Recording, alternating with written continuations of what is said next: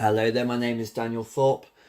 Um, Here is my next piece of poetry. It doesn't really need much introduction. It's coming up to the anniversary of when my mental health went completely down the pan. In fact, it's probably only going to be about 3 weeks, and if this was to go back 2 years ago, then it would be 3 weeks leading up to my potential suicide. So, so I knew this one would have to be written at some point, and I thought this was the right time to do so. So this is not going to be something so dark, it's not going to be something so controversial, although it may have its moments. This poem in itself will be emotional, it will be sad, it might be hard to listen to if you really know me close, but it had to be done. So this is a poem which is really, it's about my life. It's about what I've been through. It's about where I am now. So, this is Walk With Me.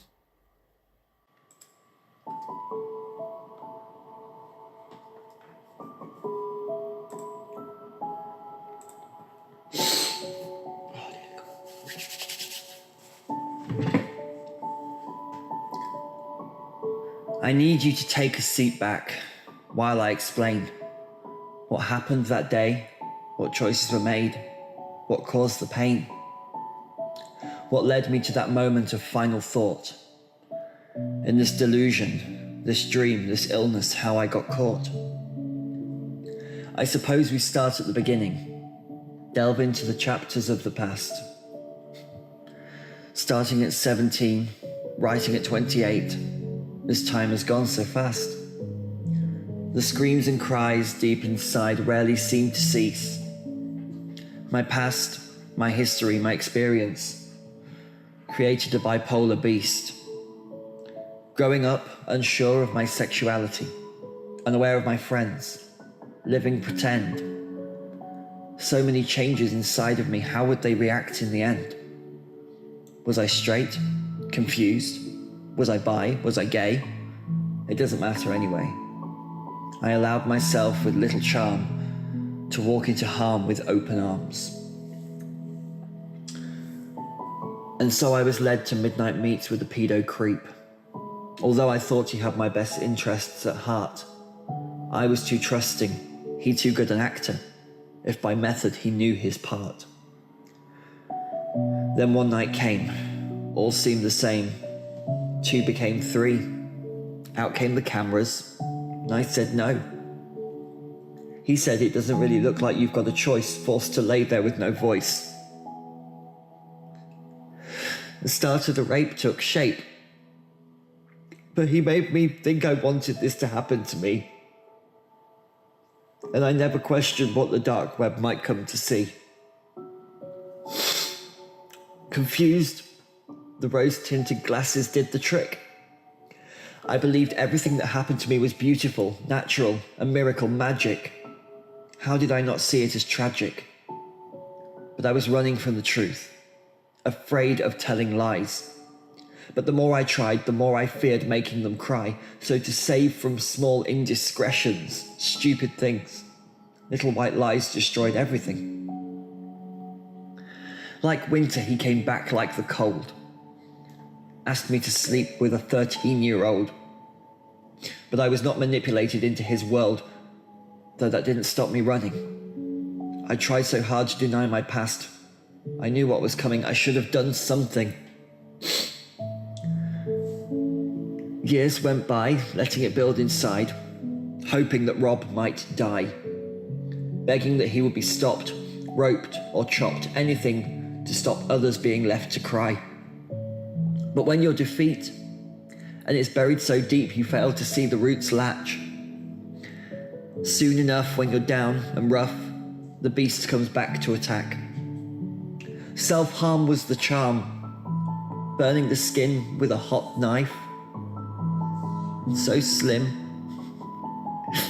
not thinking that 36 burns could leave such marks, could break others' hearts. Memory loss and mood swings were first. Maybe one a day, but a growing curse. As days passed by, fight I tried, but my winning was sadly denied. You cannot run from what is done. Everything you feel is so horrifically real. It's only a matter of time, only so long you can silence a mime before the culmination of the act until you crack and fall back. The voice is so strong in my head, at work, at home, in bed. You're not good enough. I'm in control. You're just a whore worth nothing more. Cut for me. Do it slow and I'll let you go. But it's never enough. One cut becomes two. Two becomes too far. Then you're left with scars.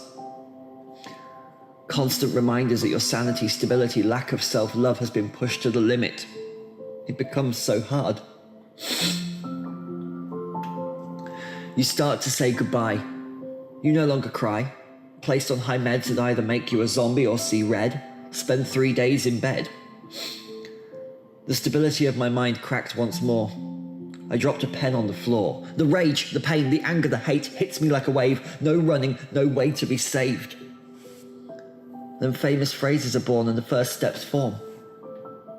Is it just poetry or really confession? Does the trade of pain cause emotions to lessen? These lines mean more to me than any ever would.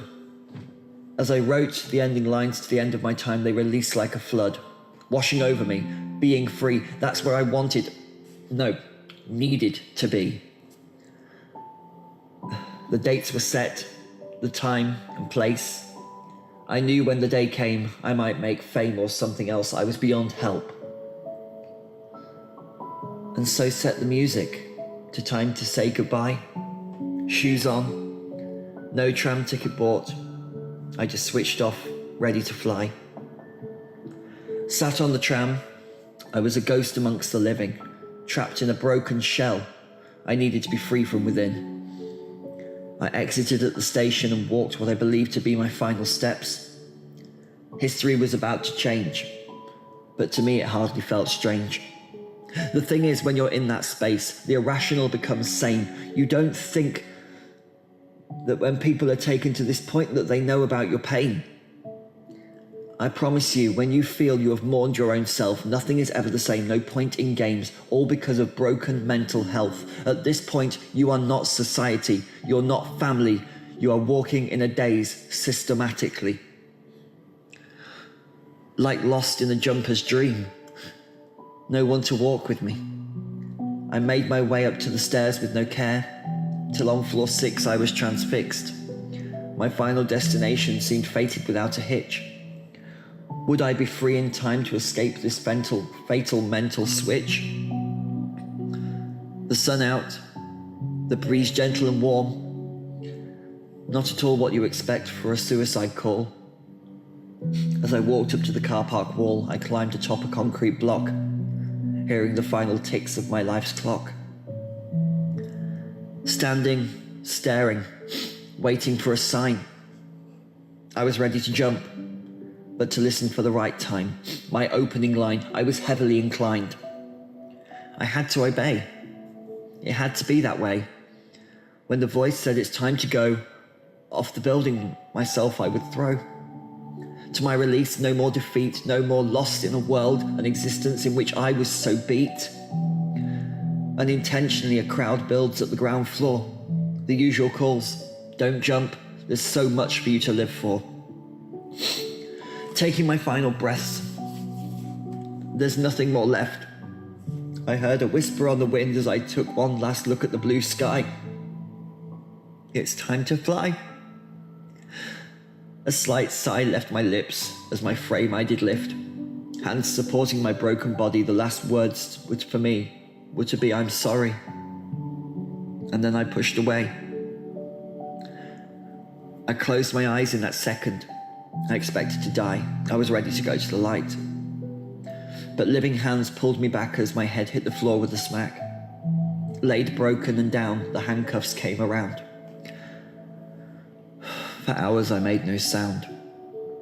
Just thought about the failure of which I was crowned. To this day, the feeling never goes away. To this night the voices always try and fight. I'm not well. Yes, I'm ill. But I am a person still. My mind might not work like yours. I might do silly things that to me have cause. Living bipolar and borderline is not a crime. I have to be strong. I have to keep speaking my truth. I have to be resolute. Walk with me and I'll show you the way. Every dark night leads to a new day. Even though my head tries to tell me I was deserving of my hate, and the hallucinations beg to berate, I have to remain strong. I have to carry on. This poem could have never been born. People could have been laying flowers next to a pot on the cemetery lawn. The anniversary will come and go, and the scars will remain to show. I may cry, I may fall, I may be forced to crawl, I may punch a wall, but it's all worth it in the end. It's all worth it. Because it shows I'm alive.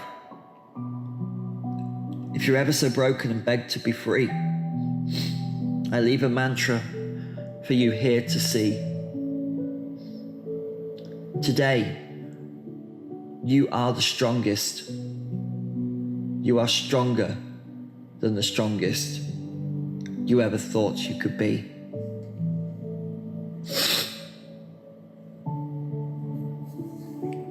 For those still here, I thank you for listening to this poem. It's extremely personal to me. I wrote it in the early hours of this morning.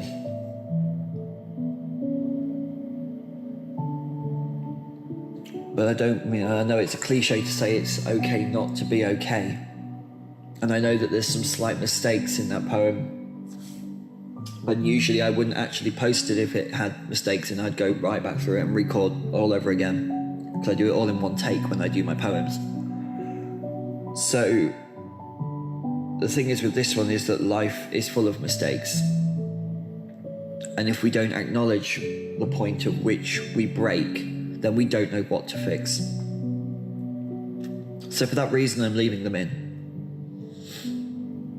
Thank you for your time, and I love you all. Bye.